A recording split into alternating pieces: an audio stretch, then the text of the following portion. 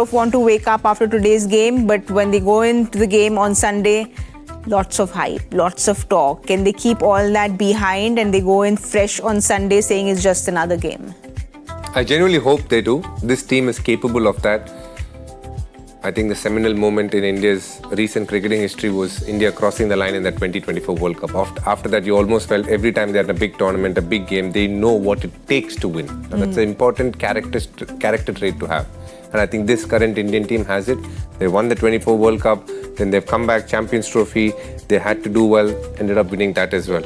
And this is another small little litmus test for them. They have the skill, there's no doubt about it. And the way they are playing, they have momentum. And most importantly, it looks like a bunch of players who are enjoying playing with each other. So I don't see any reason why India can't put up another strong performance on Sunday. Such an extraordinary run, DK. In the 23 World Cup, you lost one game. I thought India was a standout team. One of the best ODI cricket I've seen from India for a long time. I haven't seen them play such breathtaking ODI cricket for a long time. And India have been a good ODI team for a long time. Lost one game there. Unbeaten in the T20 World Cup. Cruised through without losing a game. There's just one game that was rained out, I think, in Miami. And then went through the Champions Trophy unbeaten. Correct. Now they're in this tournament unbeaten. It's an extraordinary run. If they win this final against Pakistan, can you imagine the run they've had without losing a game in a format where upsets are almost expected, where you will lose, drop a game here, there, or somewhere. So if they win this, it's going to be an extraordinary run. But he makes a very valid point about knowing how to close and win games, which is where Sri Lanka fell short today. Yes. But also, do you think they're going into the game against Pakistan the psychological advantage because we won 2 against them this Asia Cup? The record, of course, even Surya Kumar Yadav spoke about it in the press conference, saying that it's not really a rivalry anymore if you look at just the number of wins India has over Pakistan. They definitely have the psychological edge, but Pakistan have their underdog tag, which generally works well for them. Again, they'll play a bit like what Sri Lanka played today. They have not too much to lose. Whereas India have a lot to play for because they played such a strong brand of cricket, they want to maintain that standard. And that will be tested because when you have a team which doesn't have too much to lose psychologically compared to what India has and the run they have had and the kind of cricket that they're playing, India will have the winner's mindset saying, we will do everything it takes to win. Pakistan will play saying, we do anything to have this one win. So it's two good teams competing against each other, but I believe that India come to the party with 70-75% of their potential. They'll again have a very strong game against Pakistan. What did Surya Kumar Yadav say? Switch off the phone and go to sleep. Yes.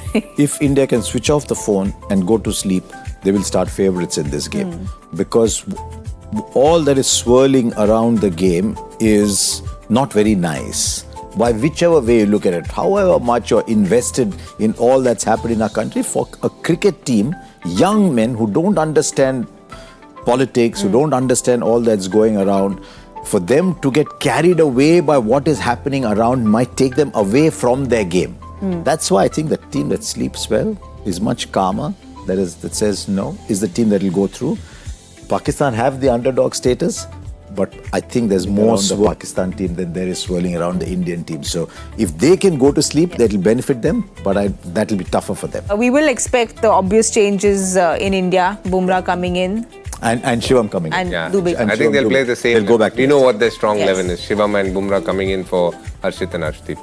And it's a solid 11. For Pakistan then, like you said, there's lots more chatter around the Pakistan side, but like DK, you said, they have that underdog tag, which they suddenly seeming very charged up. They're catching everything, they're fielding very well. Things seem to have aligned for Pakistan coming towards the final. The one thing that they have done better than India is field. I think they've definitely fielded better than India. They've held on to their catches. Can't say so much about their ground fielding, but their catching has been better. The catching percentage stats also will tell you is better. But Harsha pointed out last game that the interesting thing about Pakistan is they're a team which plays on emotions, and sometimes they tend to make many changes, which they haven't done. Mike Hesson and Salman Ali Agha almost trusted the same group of players. One tactical change here and there through the tournament, but not too many. I think they also know what their 11 is, which is the same 11 that they played the last 2 games in, and they'll come back with the same 11, Talat batting at 4, or rather 5, and then the rest to follow.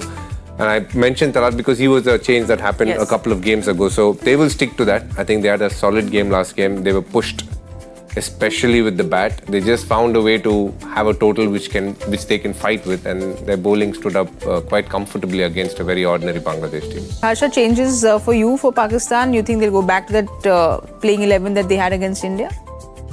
I'm almost certain they will. I'm almost certain they'll go back to the team that played that last game. I don't see Hassan Nawaz or Khushdil Shah. I don't see any of the names in white getting a game. They'll go back to the team that has done so well for them. And they'll hope that Fahim Ashraf gives those overs in the power play that will allow them to have Haris Rauf, because I don't think he's the best power play bowler. That'll allow Haris Rauf to bowl at the back.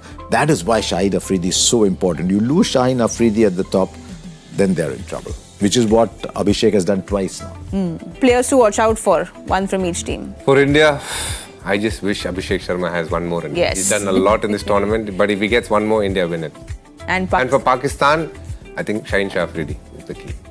Just because I don't have to have a different point of view, right? Not at all. You can go with the same. I think there are two defining encounters in this game. This is the first one that will set the pace, and the second is how you play the Pakistan spinner in the middle overs, how you play Abrar. If the track starts to slow down, today it didn't, but if the track starts to slow down, if we get the back